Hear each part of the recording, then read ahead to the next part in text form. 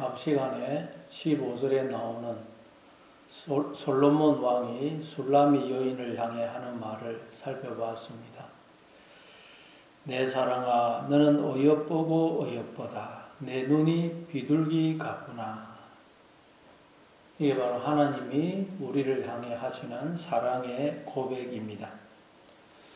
그리고 이제 16절 상반절은 솔로몬으로부터 그런 사랑의 고백을 들은 술람미 여인이 다시 솔로몬 왕에게 하는 고백입니다. 그리고 16절 하반절과 17절은 솔로몬과 술람미 여인이 함께하는 고백입니다. 그러면 솔로몬 왕으로부터 사랑의 고백을 들은 술람미 여인이 어떤 또 고백을 하는지, 즉 하나님으로부터 사랑의 고백을 들은 우리가 어떤 고백을 하게 되는지 살펴보겠습니다. 16절에 보니까 나의 사랑하는 자야, 너는 어여쁘고 화창하다. 좀 어역을 하면 나의 사랑하는 자여, 당신은 미남이시고 참으로 좋으신 분입니다. 나의 사랑하는 자여, 당신은 미남이시고 참으로 좋으신 분입니다. 하나님은 영이시기 때문에 우리가 볼 수 없습니다. 따라서 하나님을 두고 미남이다, 잘생겼다 하는 것은 외모를 가리켜 하는 것이 아니고 하나님의 성품, 인격이 너무도 훌륭하다는 말입니다. 그리고 화창하다라는 말이 나이임인데 즐거운, 기분 좋은, 관대한이라는 뜻입니다. 따라서 나의 사랑하는 자야, 너는 어여쁘고 화창하다라는 말은 나의 사랑하는 자시여, 당신은 너무도 훌륭하시고 좋으신 분입니다 라는 뜻입니다. 우리가 사람은 알아가게 되면 좋은 점도 발견하지만 단점도 발견하게 됩니다. 이 사람에게는 이게 장점이고 이게 단점이구나, 그걸 알게 되죠. 누구든지 장점만 있는 사람도 없고 단점만 있는 사람도 없습니다. 사람은 다 장점과 단점이 있습니다. 그런데 하나님은 우리가 알아가면 알아갈수록 하나님같이 좋으신 분이 없다는 것을 알게 됩니다. 하나님은 우리가 알면 알수록 와, 어떻게 하나님 같은 분이 있을 수 있을까? 감탄을 하게 됩니다. 성경에 보면 찬송이 많이 나오죠. 찬송이 나오는데 그 찬송은 바로 성도들이 하나님을 알게 되었을 때 하게 된 그 반응을 기록한 것입니다. 하나님을 알게 되면 우리에게서는 감탄이, 찬송이 터져 나오게 되어 있습니다. 그러니까 우리에게 감탄이, 감사와 찬송이 없는 이유는 하나님을 알지 못해서인 것입니다. 하나님을 알면 감사, 감탄, 찬송이 터져 나옵니다. 왜냐하면 하나님 같은 분이 있으리라고는 우리가 지금까지 상상도 못했고 들어본 적도 없는데, 우리가 상상도 하지 못했던, 지금까지 들어본 적도 없는 그런 좋으신 분이 하나님이라는 것을, 하나님이 그런 분이라는 것을, 그 하나님이 나의 남편이라는 것을 알게 되기 때문입니다. 요한계시록 12장에 보면 밀가이가 사자들이 용과 그의 사자들과 더불어 전쟁을 하는 내용이 나오죠. 근데 미카엘, 그 말이 누가 하나님 같으랴, 하나님 같은 자가 누구냐라는 뜻이에요. 그러니까 여러분, 우리가 해야 할 영적 전쟁이란 뭐냐? 하나님이 어떤 분이신지를 알아가는 것입니다. 우리가 하나님이 어떤 분이신지를 알게 되면 우리 속에 있는 이 죄는, 마귀는, 사탄은 도망가게 돼요. 우리의 마음속에 하나님 나라가 임하게 됩니다. 그래서 호세아 6장 3절에도 보면 우리가 여호와를 알자, 힘써 여호와를 알자 그러고, 요한복음 17장 3절에도 보면 영생은 유일하신 하나님과 그의 보내신 자 예수 그리스도를 아는 것이다, 그렇게 말씀하죠. 왜냐하면 하나님의 그 성품, 생명, 하나님께 속한 것들이 원래의 내 모습이고 내 성품이고 내 생명이기 때문입니다. 그래서 우리는 날마다 하나님을 알아감으로써 하나님과의 연합을 이루어가야 되는 것입니다. 하나님을 닮아가야 되는 것입니다. 그럼 우리 앞선 성도들이 알았던 하나님은 어떤 분입니까? 시편 100편 5절에 보니까 여호와는 선하시니 그의 인자하심이 영원하고 그의 성실하심이 대대에 이르리로다. 여호와는 선하시다. 너무너무 좋으신 분이더라는 것입니다. 왜요? 인자하심이 영원하고 성실하심이 대대에 이르더라는 것입니다. 인자하심이란 헤세드인데 언약적 사랑을 가리킵니다. 하나님은 무조건적으로 우리를 변함없이 영원토록 사랑하기로 스스로 언약을 맺으셨습니다. 그래서 우리가 어떤 상태에 있든 어떤 삶을 살았든 어떤 죄를 지었든 상관없이 하나님은 영원토록 당신의 생명을 전부를 주시는 그 사랑을 변함없이 베풀어 주고 계신다는 것입니다. 또 성실하심, 애매했던데 약속을 지키시는 신실성을 가리킵니다. 하나님은 당신이 하신 모든 약속과 말씀을 반드시 지키시는 분이더라는 것입니다. 하나님은 영원토록 변함이 없으시다는 것입니다. 인간은 변합니다. 사랑도 변하고 약속도 변합니다. 그러나 하나님은 영원토록 그의 사랑과 약속과 성품이 변하지 않으시더라는 것입니다. 이게 성도들이 알게 된 하나님이에요. 그러니 이 하나님을 알게 되면 어떻게 감사와 감격과 찬송이 나오지 않을 수가 있겠습니까? 시편의 많은 내용이 바로 하나님이 어떤 분이신지를 알게 되었을 때 그 감격과 감사와 놀라움을 기록한 것입니다. 시편 106편 1절에도 보면 할렐루야 여호와께 감사하라 그는 선하시며 그 인자하심이 영원함이로다. 하나님은 선하시더라. 너무너무 좋으신 분이라는 것입니다. 그 인자하심이 영원하다는 것입니다. 그래서 이걸 알게 되자 하나님을 찬송하면서 다른 성도들에게도 하나님께 감사하라고 그러는 것입니다. 시편 117편 1절에도 보면 여호와께 감사하라 그는 선하시며 그 인자하심이 영원함이로라. 바로 이 하나님이 나의 남편이 되셔서 언제나 나와 함께 하신다는 것입니다. 그러니 이 하나님으로 인해서 기뻐하고 절구하고 감사할 뿐만 아니라 이 하나님을 닮아가시는 이 하나님의 신성한 성품에 참여하시는 여러분 되시기를 바랍니다. 그리고 또 16절 하반절에 보니까 우리의 침상은 푸르고 이건 또 남자와 여자가 다 함께하는 고백입니다. 하나님과 우리가 하나 되어서 하는 고백입니다. 침상이란 신랑과 신부가 함께 사랑을 나누는 곳이죠. 그럼 하나님과 우리가 함께 사랑을 나누는 곳은 어디입니까? 예수님이 나는 아버지 안에 있고 아버지는 내 안에 계시고 아버지와 나는 하나다 그러셨죠. 따라서 침상, 하나님과 우리가 사랑을 나누면서 함께 살아가는 그 침상, 침실은 바로 하나님의 세계를 가리킵니다. 즉 우리의 마음을 가리키고 또 하나님과 함께 살아가는 바로 우리의 삶의 현장, 그것이 하나님의 침상입니다. 그런데 우리의 침상은 푸르다.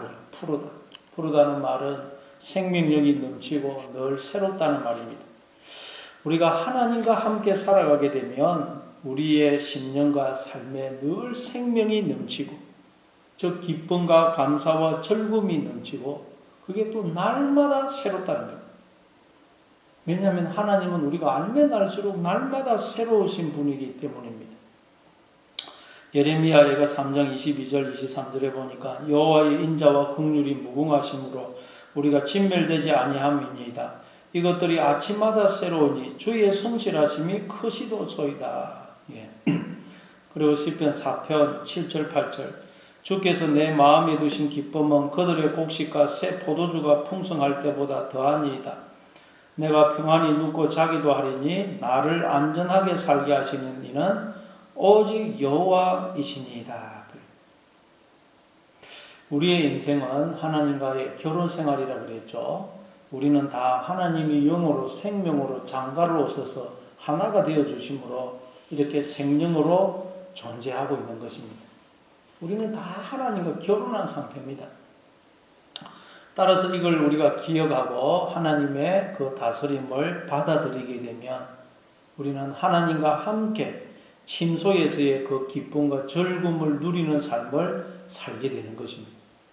그래서 사도행전 16장에 보면 바울과 실라는 밧줄에 묶인 채 감옥 안에 갇혀 있는데도 그 속에서도 하나님과 동행하는 삶을 살게 되니까 침소에서의 그런 기쁨과 즐거움을 누리지 않습니까? 빌립보서 4장 4절에도 보니까 주 안에서 항상 기뻐하라. 내가 다시 말하노니 기뻐하라. 너희 관용을 모든 사람에게 알게 하라. 주께서 가까우시니라. 이 빌립보서는 사도 바울이 감옥 안에서 쓴 편지입니다. 근데 감옥 안에 있는 사람이 감옥 바깥에 있는 사람을 향해서 주 안에서 항상 기뻐하라. 내가 다시 말하노니 기뻐하라. 너희 관용을 모든 사람에게 알게 하라 그래요. 왜냐하면 주께서 가까우시기 때문에. 이 말은 무슨 뜻이에요? 주님께서 가까이 계신다. 주님이 나와 함께 하신다는 것. 우리는 주님과 결혼한 사이라는 것입니다. 그러니 그 주님과 함께 행복한 결혼 생활을 살라는 말이에요. 창세기 5장 21절부터 24절에 보니까 에녹은 65세에 모두셀라를 낳았고 모두셀라를 낳은 후 300년을 하나님과 동행하며 자녀들을 낳았으며 그는 365세를 살았더라. 에녹이 하나님과 동행하더니 하나님이 그를 데려가심으로 세상에 있지 아니하였더라. 여기 보니까 에녹은 자식을 낳아 기르고 일을 하고 사람을 만나고 하는 일상의 삶 속에서 하나님과 동행하는 삶을 살았다 그래요. 하나님과의 그 기쁘고 행복한 결혼 생활을 했다는 거죠. 어디 산속에 들어간 게 아닙니다. 일상의 삶이 하나님과의 결혼 생활이었습니다. 그러니 오늘도 나와 함께 하시는 하나님, 너무도 좋으신 하나님, 오직 나만 바라보시고 영원토록 당신의 생명을 전부를 주시는 사랑을 변함없이 나에게 베풀어 주시는 그 하나님과 행복한 결혼 생활을 하심으로 여러분이 어디에 있든 여러분의 그 삶의 현장이 하나님 나라로 변하는 그런 하루가 되시기를 바랍니다. 또 17절 보니까 우리 집은 백향목 들보 잣나무 석가래구나. 이것도 역시 남자와 여자가 함께하는 고백입니다. 하나님과 우리가 함께하는 고백입니다. 근데 여기 보니까 신랑과 신부가 함께 사는 집이 결혼해서 사는 집이 들보는 백향목으로 석가래는 잣나무로 지어졌다 그럽니다. 백향목과 잣나무는 그 당시에 최고의 건축 재료였습니다. 그래서 열왕기상 6장 9절과 34절에 보면 이 두 나무가 성전을 건축하는 데에 재료로 사용되었음을 알 수가 있습니다. 이 백향목은 나무가 부드러우면서도 강하다고 그럽니다. 그리고 오랫동안 향기를 발라고 벌레가 생기지 않고 또 세월이 흐를수록 빛이 난다 그럽니다. 그리고 잣나무 역시 굉장히 좋은 향기가 나면서 또 나무가 굉장히 단단해가지고 뭐 1000년 이상 간다고 썩지를 않는다고 그럽니다. 하나님과 우리가 결혼해서 함께 사는 집이 이렇게 향기가 나고 썩지 않고 영원토록 무너지지 않는다는 것입니다. 그럼 여러분, 하나님과 우리가 결혼해서 함께 사는 집은 도대체 어디입니까? 어디에 우리의 집이 있죠? 시편 90편 1절에 보니까 주여 주는 대대에 우리의 거처가 되셨나이다 그럽니다. 하나님이 우리의 영원한 집이 거처가 되신다고 그럽니다. 또 고린도전서 3장 16절에 보니까 너희가 하나님의 성전인 것과 하나님의 성령이 너희 안에 거하시는 것을 알지 못하느냐 그러죠. 우리가 하나님이 거하시는 성전, 저 거룩한 집이라고 말씀합니다. 그러니까 하나님이 우리가 거하시는 집이 되시고 또 우리가 하나님이 거하시는 집이라는 것입니다. 그래서 우리가 인생을 살아보면 우리가 어렸을 때는 부모가 자녀에게 집이 되어주죠. 그리고 이제 결혼을 하면 남편이 아내의 집이 되어주고 아내가 또 남편의 집이 되어줍니다. 그러다 부모가 늙으면 또 이제 그때는 거꾸로 자녀가 부모에게 집이 되어줍니다. 하나님과 우리가 이런 관계라는 것입니다. 따라서 우리는 지금 우리의 영원한 거처가 되시는 집이 되시는 하나님 안에, 하나님 품속에 있습니다. 하나님의 세계 안에 들어와 있습니다.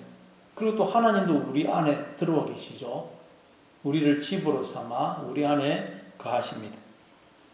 그런데 우리가 하나님의 세계 안에서 자라는 무덤을 만들고 그 속에 갇혀 있는 것입니다. 스스로 다 인간들이 무덤을 만들고 그 속에 기어 들어가더라는 것입니다. 또한 우리가 내 속에서 하나님을 몰아내므로 하나님의 집이어야 될 우리가 다 무덤의 존재가 되어버리더라는 것입니다. 그래서 에스겔 37장 12절에 보니까 내 백성들아 내가 너희 무덤을 열고 너희로 거기에서 나오게 하고 이스라엘 땅으로 들어가게 하리라 그러시는 것입니다.